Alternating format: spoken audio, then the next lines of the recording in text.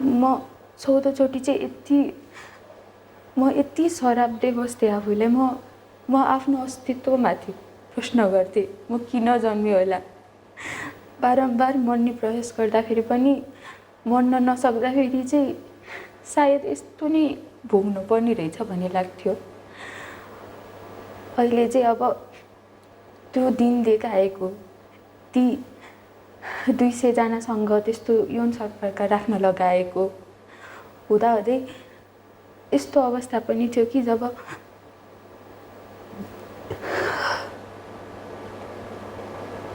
मेरो एबोर्सन पनि गराउनु भएको थियो मेरो 3 महिना हुँदाखेरि। तब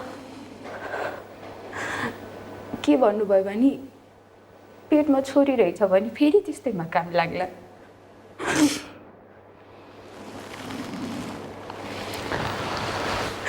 अब अनि मैले हात जोडेर मैले आफैले यो बच्चा फालिदिनु भनेर किन भने छोरी मान्छे त्यस्तो गर्नुको लागि होइन। त्यसको लागि म चाहिँ के चाहन्छु भने म आफ्नै हातले चाहिँ जो व्यक्तिले चाहिँ मलाई यस्तो अवस्थामा पार्यो, जो व्यक्तिले मलाई यस्तो अवस्था सृजना गर्यो, म आफ्नै हातले चाहिँ त्यसलाई मार्न सकौँ। म चाहन्न सम्बोधन गर्न त्यो व्यक्तिलाई भाउको नाताले। म आफ्नै परिचय बनाउन चाहन्छु, आफ्नै सिद्धान्त बनाउन चाहन्छु।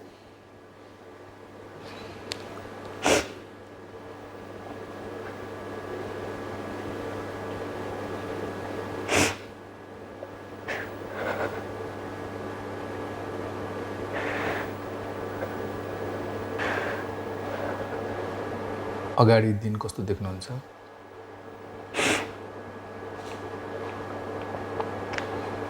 जुन समस्या मैले भोगेँ अदालतमा जाँदाखेरि पनि यो मानसिक रोगीको बिरामी हो भनेर मलाई चिनाइयो। त्यही चिनाएको कारणले चाहिँ यस्तोले त जे पनि बोल्छ भनेर भनियो। तब चाहिँ मैले चाहिँ थाहा पाएँ कि मानसिक रूपमा राम्रो स्वस्थ हुनको लागि चाहिँ कत्रो ठुलो सङ्घर्ष गर्नुपर्दो रहेछ। अहिले म जे बोलिरहेको छु त्यो पत्याउने बाटो त छ। तब त मैले बोल्थेँ अनि यो त यस्तै पागल हो, पागलले जे पनि बोल्छ भनेर मलाई नाम दिनुहुन्थ्यो। भविष्यमा चाहिँ म अब साइकोलोजिस्ट भएर चाहिँ यस्तै म आफै जसरी हिल भएँ, जसरी म सक्षम भएँ अहिले, त्यसरी नै अरूहरूलाई मार्गदर्शन दिन चाहन्छु। र मैले भविष्यमा चाहिँ कुनै न कुनै तरिकाले चाहिँ म जस्तो आवाजहरू चाहिँ अब म चाहन्छु कि त्यसको अन्त्य नै होस्। म आफ्नो जीवनमा चाहिँ मेरो जीवनको भोगाइले चाहिँ कसैको सिकाइ होस् भन्ने चाहन्छु। म अहिले पनि मेरो जीवनी लेख्ने प्रक्रियामै छु। म लेखिरहेको हुन्छु किताब छाप्ने हिसाबले। त्यसको अन्तिम पानामा म लेख्न चाहन्छु कि यसरी आएर आवाज उठाएको, यसरी न्यायको माग मागेको केवल यो अन्तिम केस हुनेछ, यो पछि कुनै केस नहोस्। त्यो किताब अटोग्राफ दिएर पहिलो पिस चाहिँ मै किन्छु। And I will buy it with your autograph as a hero.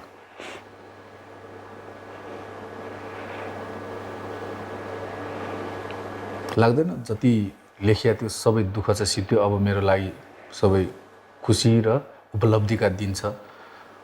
म मार्फत धेरैलाई म खुसी दिन सक्छु, जुन पक्कै दिइरहनु भएको छ होला। आफ्नो भाइ बहिनी रक्षा नेपालमा तपाईँभन्दा पछिल्लो उमेरका भाइ बहिनी पनि हुनुहुन्छ होला। एउटा अभिभावकको रूपमा जसरी मेनुकाजीले हस्तान्तरण गर्नुभएको छ अभिभावक त तपाईँमा, तिनीहरूको खुसीमा पनि आफ्नो खुसी देख्नुहुन्छ होला नि। एकदमै।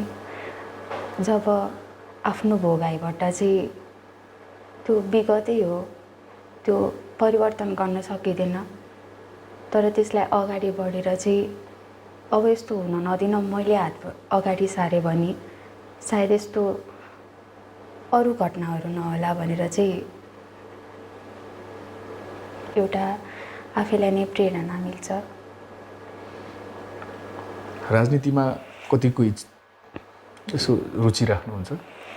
राजनीतिमा चाहिँ मेरो जुन योमा चाहिँ रेस्क्यु भयो त्यसमा चाहिँ हामीलाई चाहिँ नगरपालिकाद्वारा चाहिँ ठाउँ ठाउँमा स्कुलहरूमा गएर चाहिँ भनिने गर्छ यस्तो केही समस्या पऱ्यो भने यसरी फोन गर्नुहोस् यसरी गर्नुहोस् भनेर। अनि त्यसमा चाहिँ काठमाडौँ महानगरबाट चाहिँ रेस्क्यु टिमले बालेनजीको टिमले चाहिँ मलाई उद्धार गर्नुभएको उहाँले नै हो। अनि उहाँले पनि त्यही उसमा चाहिँ बालेनजीसँग कुरा गर्न नि पाएँ मैले।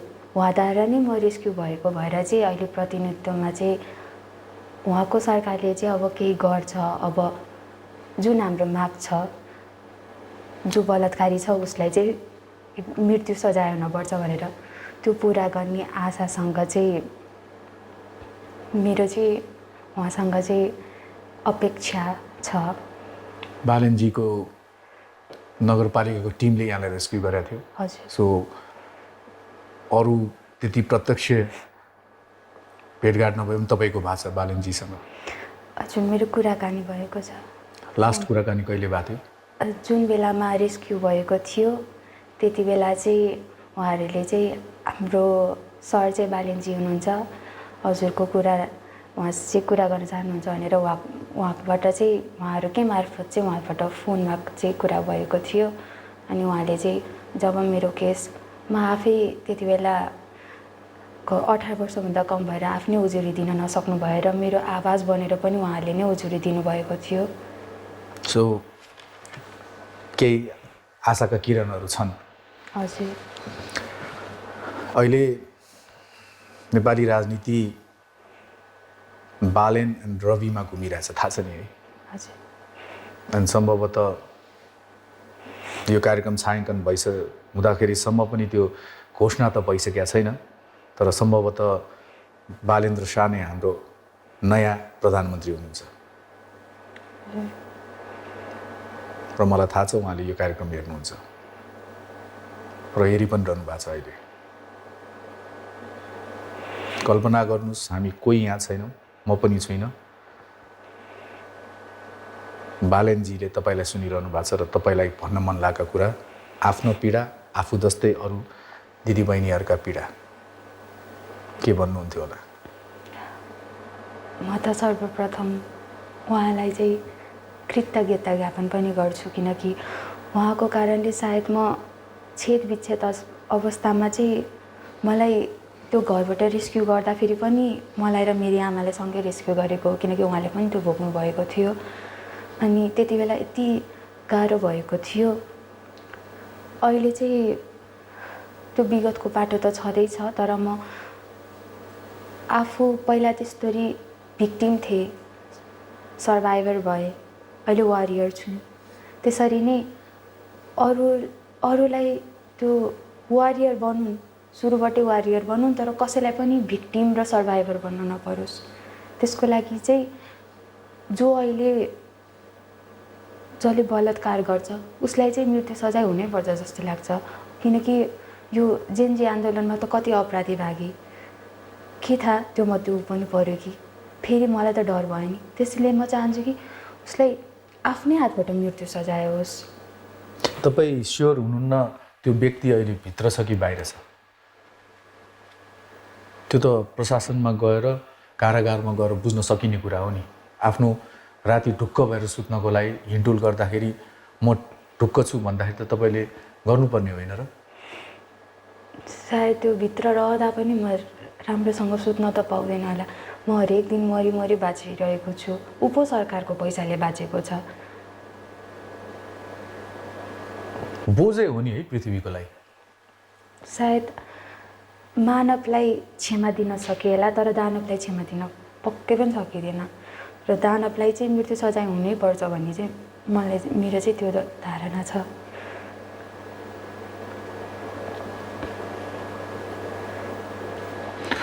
विदेश जाने सोच आएन? विदेश जाने मलाई विदेश जानु कहिले पनि मन लागेन। आकर्षित गरेन? गरेन। सामाजिक सञ्जाल त चलाउनुहुन्छ होला नि, होइन? चलाउँछु। अनि विदेश साथीभाइहरू, नजिकका वरिपरि चिन्जानहरू विदेश गएर इन्स्टाग्राममा सेल्फी पठाएका, पोस्ट गरेकाहरू देख्दाखेरि यो कुराबाट टाढा बस्नलाई पनि मलाई हावापानी फरक भयो भने अलि सहज हुन्छ भन्ने कहिले अनुभूत भएन? सायद यहाँ फेरेको हावा अनि अमेरिकामै गएर लिएको सास पनि त्यो हुने त अक्सिजनै हो, अनि अक्सिजन जहाँ लिएर पनि उति नै हो नि। अनि त्यही व्यक्तिले फेरेको सास मलाई त्यही सासमा बाँच्नु नै छैन। त्यसैले म यदि बाँच्नु छ भने ऊ चाहिँ मर्नै पर्छ। तपाईँको जीवन लामो छ नि, थाहा छ, निकै म सुन्दर जीवन देखिरहेको छु तपाईँको। कोट 2 मीरा कसले राख्दा नाम हो यो? हाम्रो मेनुका आमाले। किन मीरा राखिदियो जस्तो लाग्छ? यहाँको व्यक्तित्वसँग त्यो मीरा भन्ने शब्द किन जोडियो र किन त्यो नजिक नजिक जस्तो लागेको? मलाई चाहिँ त्यो त सोध्नु भएन? उहाँले जीवनै दिइसक्नुभयो, अनि जुन नाम उहाँले दिनुभयो सायद त्यो नामको परिचय चाहिँ दिन आवश्यक छैन जस्तो लाग्छ। त्यो परिचय नै मलाई जीवन दिनुभयो, त्यो नै मेरो परिचय हो। अनि नाम त केवल बोलाउन मात्र त हो। मैले पनि तपाईँहरूकै संस्थाको एउटा बहिनीको नामाकरण मैले गरिदिएको थिएँ धेरै वर्ष अगाडि, थाहा छ? हजुर सर, थाहा छ। के नाम राखिदिएको थिएँ मैले? तारा। तारा चम्किरहेको छैन अहिले? एकदम। तारा चम्किन सक्छ भने मीरा किन सक्दिन, होइन? पुष्प किन सक्दैन? चम्किने बेला आएको छ अब। तपाईँहरूको चम्किएपछि नै अरूले ज्ञान पाउँछन् जस्तो लाग्छ। त्यो आँखामा जुन अन्धकारको लेयर छ त्यो खुल्छ जस्तो लाग्छ। And I really want you to good in life.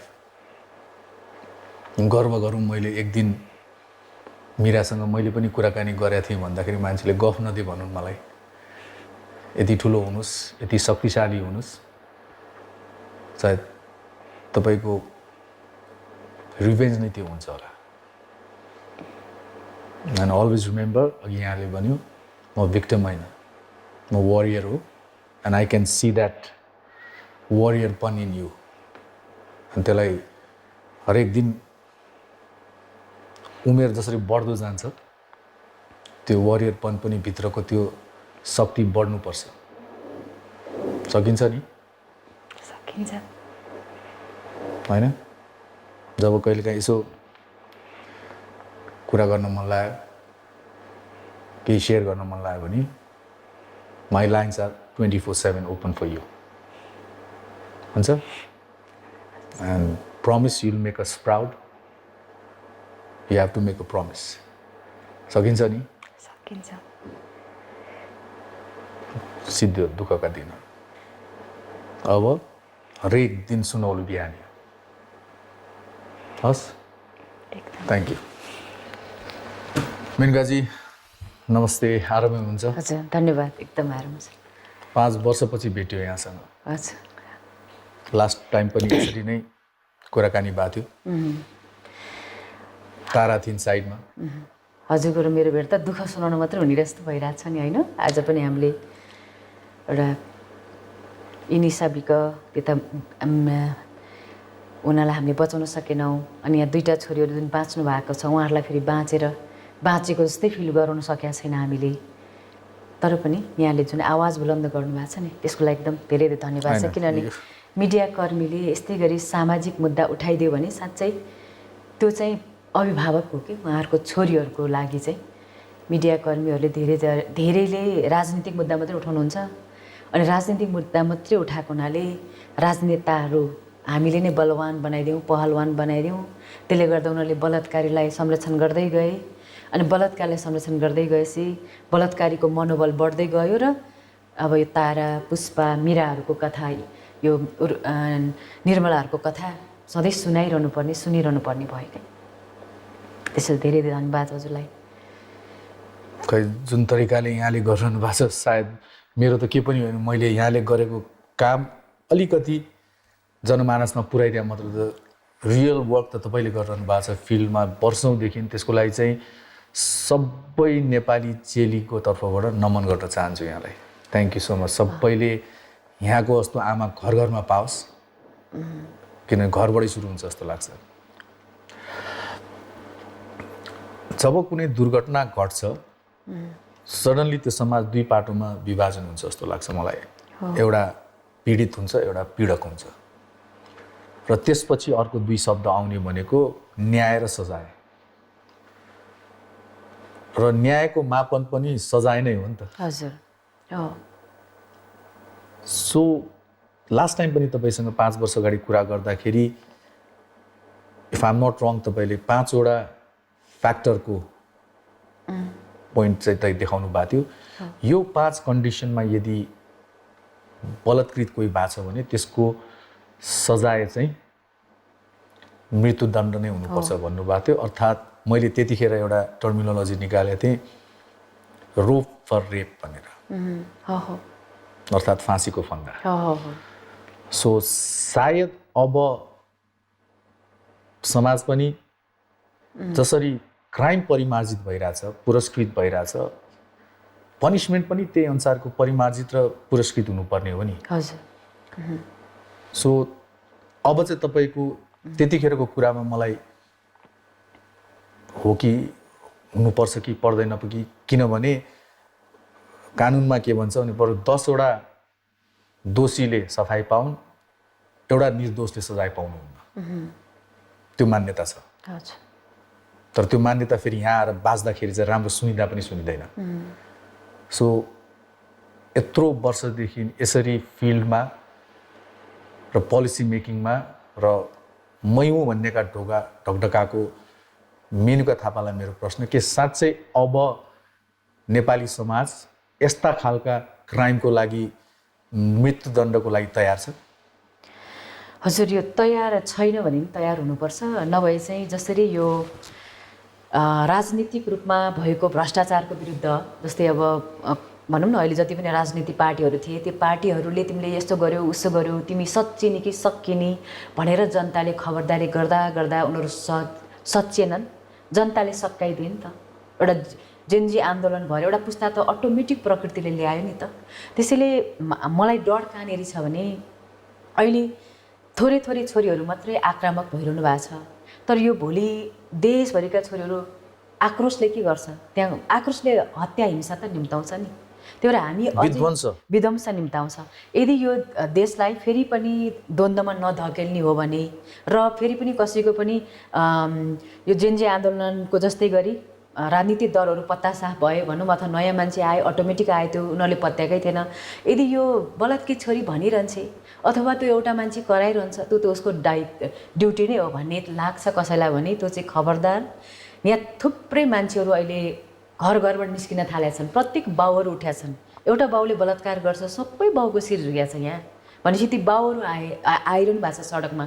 अहिले यो इनिसाको मैले पछिल्लो चरणमा सबैभन्दा धेरै मृत्युदण्ड चाहिन्छ भन्ने यङ भाइहरू हुनुहुन्छ क्या। भनेको अहिलेको पुस्ता बुझ्ने छ, जुझारु छ, चेतनशील छ। त्यो टेक्नोलोजीको जमाना हो 21औं शताब्दीमा, त्यसैले यो जमानाका पुस्तालाई झुक्क्याउन सकिँदैन, यिनीहरूलाई गुमराहमा राख्न सकिँदैन, यिनलाई ललिपप देखाएर आलटाल गर्न सकिँदैन। त्यसैले मैले अस्ति न 5 वर्ष अगाडिको हजुरसँग गर्दाखेरिको कुरा पनि क्लियरै थियो, आज पनि त्यही हो।